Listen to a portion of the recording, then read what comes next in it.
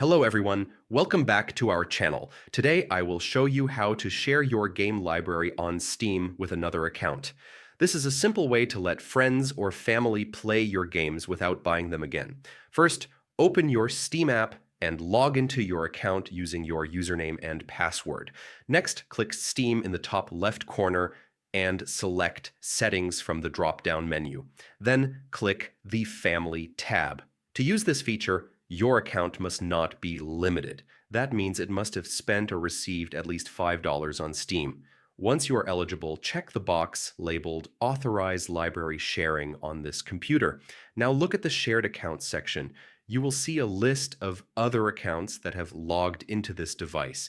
Check the box next to the account you want to share your library with. Click OK to save your changes. That account can now access and play your games from their own profile on this computer, and that is it. Thanks for watching. Do not forget to subscribe to our channel, and I will see you in the next video.